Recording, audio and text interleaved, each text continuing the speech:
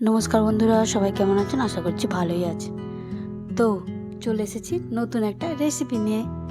দেখতে থাকুন ফুল রেসিপি। আর thumbnail title দেখে তো বুঝেই গেছেন আজকের রেসিপি পার্শে মাছের ঝাল সর্ষে পোস্ত বাটা দিয়ে। দেখতে থাকুন ফুল ভিডিও। চলুন আর এইভাবে একবার মাছের রেসিপিটা বানিয়ে দেখুন। দেখবেন যারা মাছ খেতে ভালোবাসে না তারাও কিন্তু খেয়ে নেবে আঙুল চেটে। তো চলুন, আমার বাড়ির সবাই খেয়ে তো খুব ভালো বলেছে, আপনার বাড়ির সবাই কেমন বলে রান্না করে খাইয়ে দিন। তো মাছগুলো আগে নুন হলুদ দিয়ে আমি ভেজে নিচ্ছি ভালো করে। ভেজে বাকিটা পরে দেখতে থাকুন।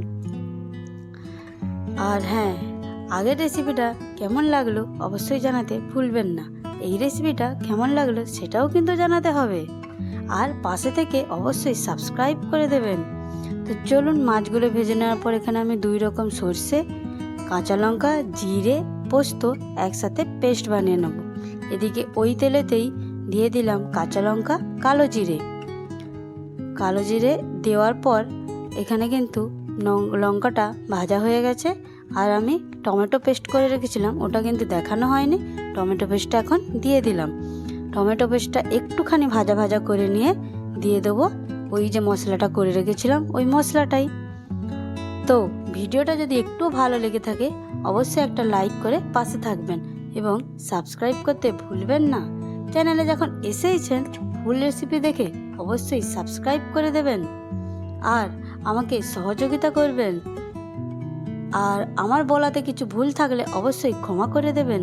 এখন আমি টমেটোটা ভেজে নেওয়ার পর নুন হলুদ দিয়ে ভেজে নিচ্ছি। এর একদম সহজ রেসিপি, যে কেউ বানাতে পারবেন, কোনো সমস্যা নেই। যেটা আগে থেকে পেস্ট করে রেখেছিলাম ওই পেস্টটা এখন দিয়ে দিলাম।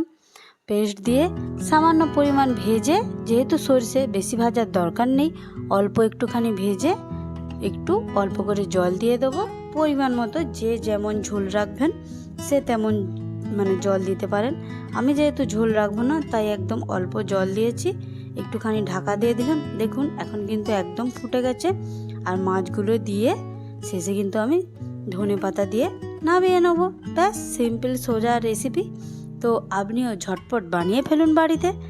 আর কেমন লাগে রেসিপিটি অবশ্যই আমাকে কমেন্টে জানাতে ভুলবেন না।